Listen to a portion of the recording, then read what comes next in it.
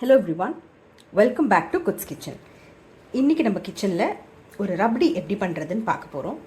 So ரப்டினா basically it's nothing but condensed milk. பாலை வந்து நல்லா சுண்ட காய்ச்சிட்டு அதுக்கு நல்ல திக்குனாக விட்டுட்டு அதில் வந்து சுகர் ஆட் பண்ணுறோம். ஸோ ஒரு basic rabdi has just these 2 ingredients. But அதை நம்ம வந்து இன்னும் கொஞ்சம் ஃப்ளேவர்ஃபுல் ஆக்கிறதுக்கு we can add a little bit of saffron and other nuts if we want to. And இது வந்து it can be had on its own or along with other sweets. சில ஸ்வீட்ஸுக்கு வந்து இது ஒரு add on like a condiment it can be used. நான் வந்து இன்றைக்கி வந்து ஃபுல் க்ரீம் மில்க் எடுத்திருக்கேன், as an full fat milk. So இது வந்து 1 லிட்டர் எடுத்திருக்கேன். டு ஸ்டார்ட் வித் நான் ஒரு திக் பாட்டம்ட் ஒய்டான வெசல் எடுத்திருக்கேன்.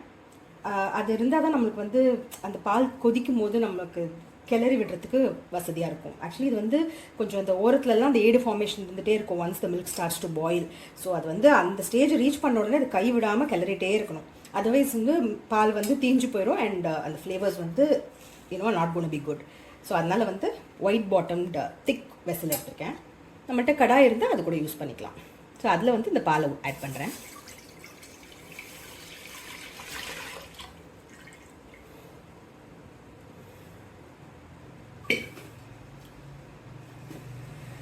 ஸோ பாலை ஆட் பண்ணிவிட்டு நல்லா ஹையில் வச்சுட்டு அது இனிஷியலாக அந்த பாயில் வர வரைக்கும் we don't have to worry. So let it come to a boil now. இப்போ பார்த்தாலே தெரியும் பால் நல்லா காய ஆரம்பிச்சிருக்கு. ஸோ இப்போ இந்த ஸ்டேஜில் வந்து இதுக்கு மேலே வந்து அப்படியே விட்டோம்னா அது வந்து பிடிக்க ஆரம்பிச்சு வந்து நம்ம வந்து அதை கொஞ்சம் கிளறிட்டே இருக்கணும். ஸோ இப்போது பார்த்தீங்கன்னா நம்ம ஊற்றின 1 லிட்டர் பால் ஆல்மோஸ்ட் 750 ml ஆயிருக்கு. ஸோ இது இன்னுமே நல்லா சுண்டணும்.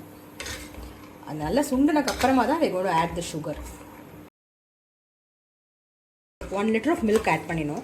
அது வந்து இப்போ ஒரு 500 ml அளவுக்கு வந்திருக்கு. இந்த ஸ்டேஜில் வந்து நம்ம வந்து இதுக்கு தேவையான சுகர் ஆட் பண்ணிடலாம். ஸோ 1 லிட்டர் ஆஃப் மில்க் வந்து 200 to 250 grams of sugar add பண்ணோன்னு பார்த்தீங்கன்னா குவான்டிட்டி மறுபடியும் rice. So I'm just adding the sugar now. Sugar add பண்ணிவிட்டு அப்படியே கொஞ்சம் நல்லா சுகர் மெல்ட் ஆகிடுச்சு. பார்த்தீங்கன்னா சுகர் கிரானியூல்ஸ் எல்லாம் கொஞ்சம் கொஞ்சமாக குறைஞ்சிடுச்சு. லைக் இப்போ உங்களுக்கு நமக்கு பார்த்தாலே கலர் டிஃப்ரென்ஸ் தெரியும். லைக் பேசிக்லி வந்து அந்த பால் திக்கன் ஆகிட்டு ஒரு மாதிரி ஒரு க்ரீமிஷ் கலர் வந்திருக்கு.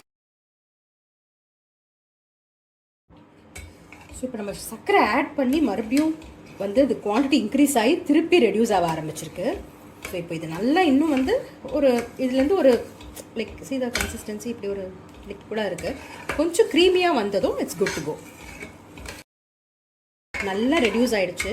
ஸோ அந்த லிக்விட் கன்சிஸ்டன்சி போய் இப்போ நல்ல ஒரு க்ரீமி டெக்ஸ்சர் வந்துருச்சு. So rabdi is ready.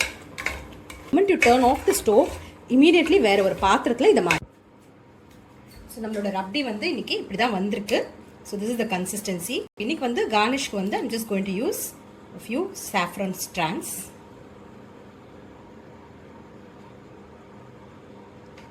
and some almond. So நம்மளோட ரப்டி ரெடி ஆகிடுச்சு.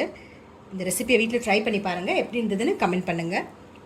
And please like, share and subscribe to goods kitchen. Thanks for வாட்சிங்.